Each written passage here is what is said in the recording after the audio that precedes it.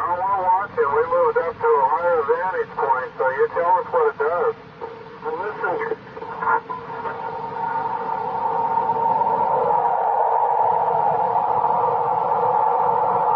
Sounds like it's revving up its engines.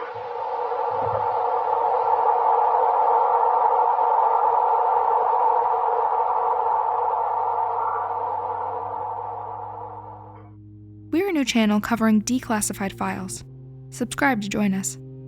The audio you just heard is from a little-known incident in St. Helens, Oregon. March 17th, 1981, before sunrise. Local police sergeant Russell Yoakum is on routine patrol down Highway 30 on the Columbia River. At 4 a.m., he noticed an intense ball of light moving upriver. Lucky for us, Yoakum had a tape recorder in his squad car as he stopped to observe.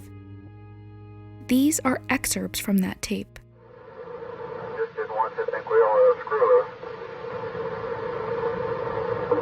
Got water. All go to bed. Yeah, TS, all it is now is just an orange glow. That's all I can see.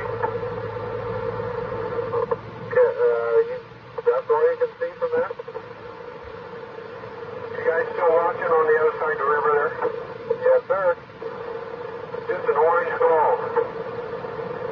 Where did it go to? Up to the river or what? The sun is coming up. Better not be. It's awful early. Awful early for the sun paper, Joe. I don't think the sun would just be in that one spot. I meant the glow, which we can see now, looks like the breaking of the sun.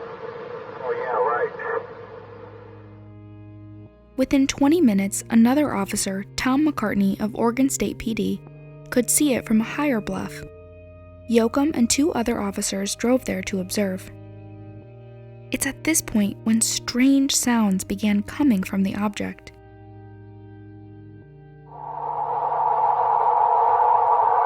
get you taping this, you guys. Yes, we are.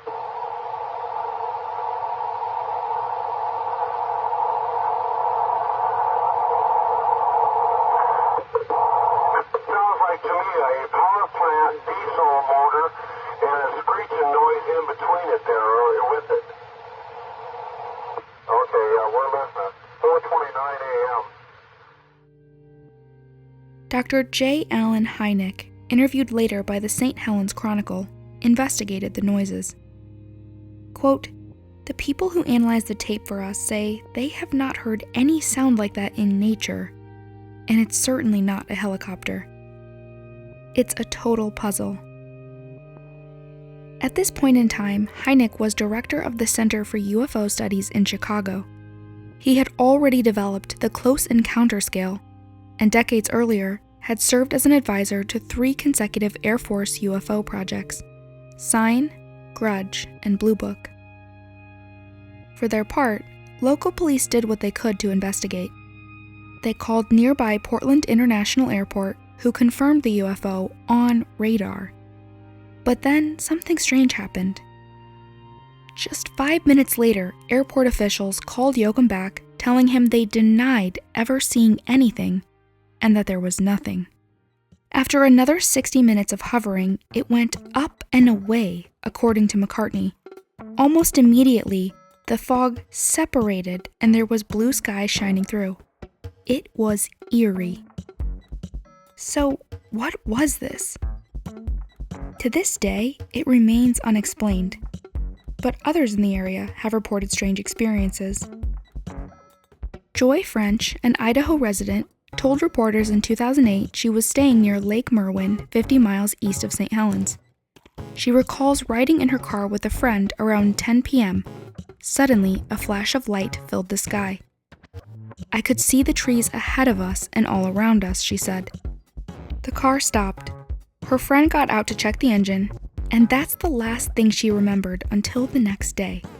Her friend backed up the story, though it is unknown if he experienced any missing time. Another civilian account comes from the National UFO Reporting Center. In late 1979, a U.S. Air Force veteran describes an encounter near Falls City, about an hour drive south of Portland. He says he and a friend were on a secluded forest road at about 6 a.m. The sun had not yet risen. All of a sudden, the two noticed a bright red orb floating through the trees. There was no road in the direction of the light, and it began moving upward above the treetops. After a few minutes, it disappeared into the clouds. That afternoon, the two were walking on a different forest road uphill when they came across a locked green metal gate. As they turned around, an unmarked truck stopped them, and two Air Force security police got out. They yelled, "You are in a restricted area," repeatedly. The USAF veteran replied, "Hey guys, I'm on your side, and I've hunted this area for years. What's up with this?" It did nothing. They were escorted back down the road and forced to unload their firearms. He noted the men had appropriate uniforms and badges for the time period, but never determined why they were there. 60 miles to the northwest was Mount Hebo Air Force Station, a spot used for surveillance radar during the early Cold War. It was officially closed in 1980, 1 year after the encounter. But locals still told stories of Hummers, large trucks, and equipment going into the area in the 1990s, according to UFO investigator Ron Wright. Another strange, more documented situation happened 2 years ago.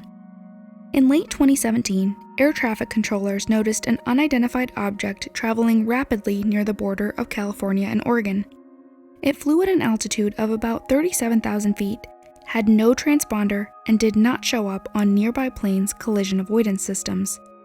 It was unresponsive to radio calls. For a half hour, several airline pilots radioed ATC, saying they saw something in the sky near Mount Shasta, but couldn't make out what it was. No speed is estimated, but an Oakland controller notes it traveled very fast. FAA tapes later obtained by the Drive show the object executed an abrupt maneuver and took off north toward Portland before dropping off radar. NORAD said it scrambled F-15s with sophisticated targeting pods from Oregon to investigate, but they couldn't locate it. In a now-deleted comment, one Reddit user who claimed to be an air traffic controller said his quality assurance department was working on the case when an Air Force official from Portland called and told them to stop looking into it.